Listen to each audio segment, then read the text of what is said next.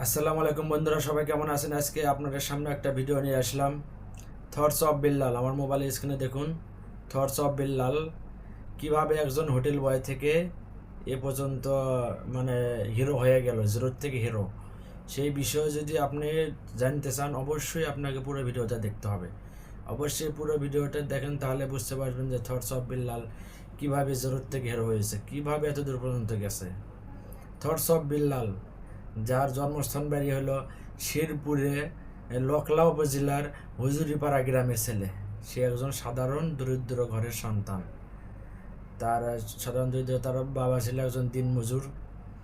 তো সে লেখাপড়া করতো, লেখাপড়া করার পর সে অনার্স পর্যন্ত যখন লেখাপড়া করছে, অনার্সে তার ইচ্ছা ছিল হচ্ছে অনার্সে গণিতে ডিপ্লোমা করে তো গণিতের টিচার হওয়ার। কিন্তু ভাগ্যের কি পরিহাস, সে এখন হয়ে গেছে মানে অনেক বড় একজন কন্টেন্ট ক্রিয়েটর। সবই কপাল, সবই তার প্রচেষ্টা, আর সব কিছু তার প্রচেষ্টার মাধ্যমে সফলতা হয়েছে। তো কিভাবে আসলেন এতদূর পর্যন্ত? তার বাবা ছিল একজন দিনমজুর, তার পক্ষে লেখাপড়া খরচ চালানো সম্ভব নয়, তাই আর অনার্স কমপ্লিট করা হইল না। সে একজন কক্সবাজার গিয়ে একজন হোটেল বয়ের চাকরি নিল, যেখানে বেতন ছিল মাত্র 7,500 টাকা। সেই 7,500 টাকার বেতনের হোটেল বয়ের চাকরি করা অবস্থায় মাঝে মধ্যে কন্টেন্ট বানাতো। কন্টেন্ট বানাতে বানাতে যখন তখন একটু ভালো মানে ভিউজ আসলো, তখন সে চাকরিটা ছেড়ে দিয়ে কন্টেন্ট বানানোর কাজ শুরু করলো। শুরু করতে করতে করতে এই অবস্থায় এখন সে মানে বিলিয়নে প্রায় 3.5 মিলিয়ন ফলোয়ার হয়ে গেছে প্রায়। এখন সে এখন ভাইরাল,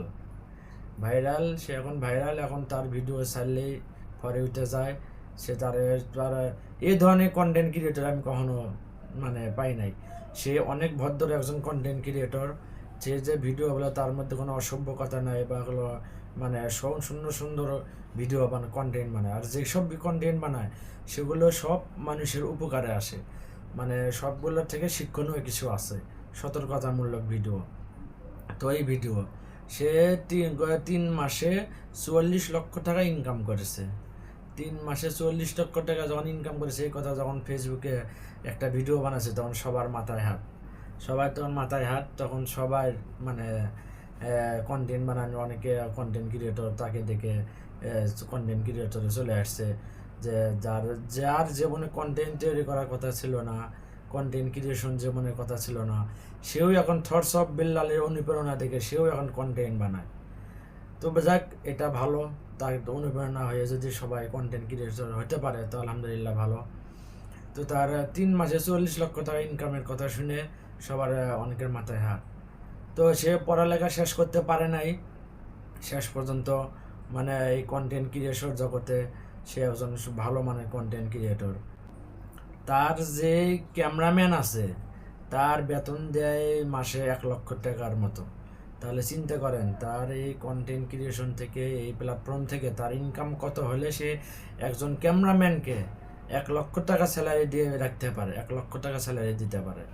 তাহলে একটা চিন্তা করে দেখুন।